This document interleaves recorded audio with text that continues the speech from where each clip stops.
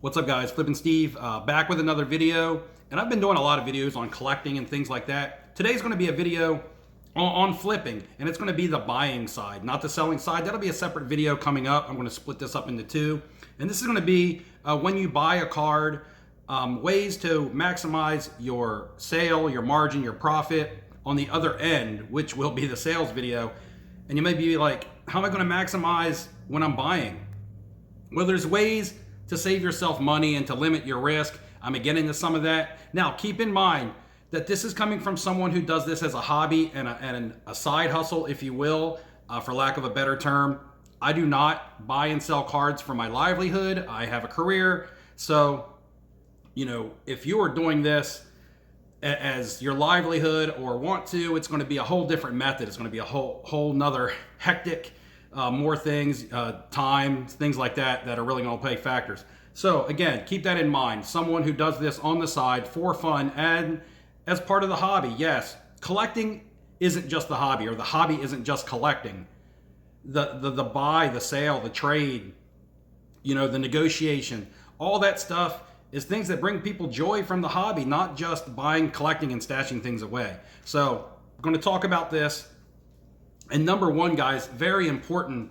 One thing that I did when I first started doing this was I started a separate bank account. All right, now you want to keep your funds separate. If this is separate from your bill money and your paycheck money from your other job, you want to keep it separate. You don't want to dip into the money that you depend on to pay your bills and support your family and buy nice things and stuff like that. You want to keep this money separate. So you may initially need to get yourself some funds and hope that you can snowball it up, but put it into a separate bank account. That's what I did, or some sort of way that you can keep your finances separated from each other. It's easier to track, it's easier to follow, it's easier for tax purposes, and you will tend to be less likely to over leverage yourself as long as you don't get into, running up your credit cards and stuff like that. Stay away from the credit cards altogether when it comes to buying and selling cards from a hobby standpoint or a side hustle standpoint. Do not use your credit cards and get yourself in deep, because in the end, this is gambling and it is tough to do. All right. So with that being said and that out of the way, buy low, sell high. Duh, right? That's what everybody says. But that is true, and I'm not going to even elaborate on buy low, sell high. What I'm going to do is try to describe ways to allow you to buy a little bit lower as opposed to overpaying for a card. All right, you guys, you want to avoid hype. You want to avoid hyped players. You want to avoid cards that already have a lot baked in, and you want to avoid peaks. All right, I know that sounds easy, but it's not. You never know when a card is going to peak. But you don't want to buy a card when it's almost at its peak, thinking that you can squeeze something out of it, right? You can't squeeze blood from a stone, they say. So again, avoid cards that you feel like don't have much room left in them, whether that's hype, whether that's player performance, whether that's season, whether that's popularity. It all adds up into the same thing. Just avoid the hyped up cards that a lot of other people are buying. You tend to want to look at stuff that's a little bit lower, a little bit less risk. And if everybody else isn't buying it, then you're going to have less demand, more supply, and you're going to be able to get some items like that for yourself. Again, we're going to get into negotiating, and that's going to be your key factor that's going to allow you to buy. Now, negotiating can be anything, all right? You want to get out to the shows. You want to use all your platforms. Now that may be eBay, other auction houses, that may be ComC, that may be MySlabs. You want to use all your social media. You want to use Instagram and Twitter. I just got a really good deal this week on Instagram. Coming from me, I'm someone that doesn't deal a lot on social media, and by doing 2 really good deals on Instagram this week, I've learned that to get on social media, and you can find some deals, firsthand experience just this week. And that's why I'm kind of putting out this updated video, because I'm still learning as well. And as I learn, I want to spread it to you guys. And a lot of you guys already know this stuff. You could probably be doing a video to teach me some things. In fact, comment below some of your tricks of the trade that you do, because I'd be interested to know. I'm no professional. When you're on eBay, make sure you're making offers. You're going to see lots and lots of buy it nows. You're not going to see a lot of auctions right now because with the card market down, people are scared to put their cards at auction. Your auctions are going to be where you find your best deals. However, you will see buy it nows, make offers. They're always astronomically priced, but that doesn't mean that's what the buyer wants. That just means that they're hoping that's what somebody will give them. But they may be comfortable taking 50, 60, 70% of what they're actually listing that card for. Another little thing that I've noticed this week, I was looking at a card that someone had listed for $400, and the exact same card, different serial number, was listed by someone else for $475. I made an offer of $225 to the $400 seller, and they declined me. I was then thinking to myself, oh, this person's got theirs listed for $475. They probably won't take my $225 offer. And I offered them $225, and they did take my offer. So even though they had their card listed higher, they were willing to take less than the person who had their card listed for less. So again, don't be afraid to make your offers. I cannot stress that enough. Know the value of the cards that you're going to buy. Needless to say, you don't just want to walk up to something, oh, that price tag says $1,000. Here's $1,000. All right. Know the value. Know that the cards that you're buying are priced correctly or fairly at least. People who sell their cards can price however they want. And this is not a knock on them, but just make sure you as a buyer / consumer are getting the best bang for your buck. Checking your comps. And that means not just eBay.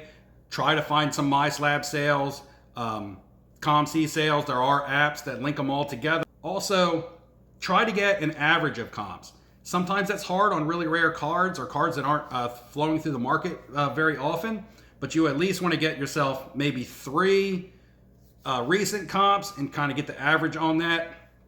Now, it's going to be hard to find auction comps. A lot of people don't want to use, at least I've seen lately where people don't want to use comps from buy it nows. And I will say from a buyer standpoint, maybe that can be a ploy that you use to get a discount on a card to try to not use the fixed sale prices because auction prices are always lower. So those are definitely the comps you're going to want to use as a buyer. We will address this completely different when it comes to selling, but it could be a ploy that you may want to use when you're negotiating as a buyer to save yourself money. I can't stress that enough. As a buyer, when you sell, we'll talk a little bit differently about that. Again, get out to the shows. I mentioned that earlier, but that's very important because when you can get out and see what you're buying, it gives you more for your end game, which we're going to get into next because of grading possibilities and things like that. And again, grading is going to be in the sell video. Form relationships, guys. That's what a lot of this is going to do. Getting to the shows, doing deals on social media. You're going to form relationships with other buyers and sellers and dealers. And then you're going to become repeat customers. And they're going to buy from you and they're going to sell to you. And the more and more people that you can get yourself in line with as far as making deals, the more and more outlets you have in the future to sell, and the more and more buying opportunities you give yourself, especially when you're looking for certain cards, or if somebody knows you're looking for something and they find one and they offer you a deal on it. So again, form your relationships, whether it's in person at the shows or through social media. Just using eBay is not going to form lots of relationships because everybody has an eBay name and that's about it, and eBay handles everything. So again, those are some of the facts. We've talked about separating your funds, getting a separate bank account.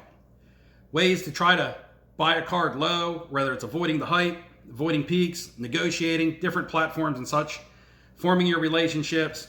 Now we're going to talk about endgame. Let's get into the endgame here in a minute. Beautiful day, so we've moved outside to wrap up this video. And the final thing I want to talk about is endgame.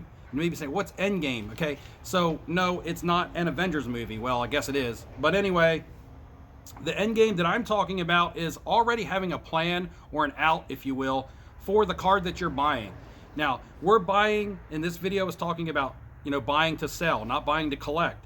So when it comes to limiting your risk, what a better way to limit your risk than to already have a plan, possibly already have a buyer for a card before you even purchase it. Could you imagine that? I already know so-and-so is going to give me this amount of money for this card if I can get it. So again, that goes back to forming relationships. And different parts of the end game, if we break it down, is who. Who do you plan on selling this card to? Are you selling this card not just to a specific person, but a type of buyer? Are you selling it to a dealer because they're not going to give you full comps? Are you selling it to another flipper because they're going to want meat on the bone? Or are you selling it to a collector? Usually the best way is to sell to collectors, people who are going to take this card home with them, people who are going to find this card special, people who don't plan on moving it to make more money off of it. So this is going to be your ultimate target, is going to be the collector, the person who's going to be one of the final people, if not the last person to end up with the card. They're going to be willing to give you a premium on the card because they're not trying to make money off of it, if that makes sense. Also, where and when can be the same thing, but where are you going to sell this? Online? Are you going to sell this on eBay? You're going to sell it on MySlabs? And there is a difference because you're going to have seller fees. On MySlabs, they're a lot less than they are on eBay. Is this a premium item that you're going to send away to a big auction house and they're going to get their cut? Is this something you're going to sell at a show and you're just going to cash out on it? All right. Take into account all the different fees that apply to the different platforms or places that you're going to sell your card, because that's going to cut into your final margin. Again, this isn't the selling video, but you also got to think about that stuff as a buyer, all right? And when. I can tell you right now, I'm buying cards that I think I'll be able to move at the National. That's months down the road. Some people want to move cards within an hour, within a day, within a week.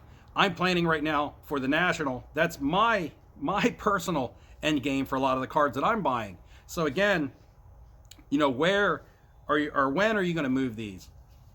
The National is a place, but however, the National is also months away, so that gives me a time frame. All right. And how much do you want to make off of this card? If you buy a card for $500, do you want to make $700? If you do, there's a negotiating when you sell. But again, just know what you want to make on a card, and that way, if it hits that amount in your time frame, you do not stray from your end game. You do not get greedy. If you buy a card for $500 and you say, I'm going to sell this for $700 at the National, and at the National you're able to get $700 for it, don't be like, hey, maybe I can hold this card into the season and I might be able to get $850 or $900, because in the end, the greed will get you. All right, it'll get you. So always sell when you're happy. Or again, I'm getting into the selling, but always know how much you're going to want for the card, because that's going, a lot of times that's going to dictate the time that you move it, because it's going to hit the price point that you're happy taking for it. All right, going to touch on that more in the selling video. I'm going to wrap up this one. Hopefully you guys can take a couple tidbits away from this video that are helpful. Maybe I have no idea what I'm talking about. Again, comment below with some ideas. I'm always learning. This is my hobby side hustle. This is not my career. So again, this is the perspective of someone who does this for fun and extra money. Win some, lose some, we all do. Thanks for viewing the video, guys. Hit that like and subscribe for me on the way out if this helped you in any way. And I'll see you next time around.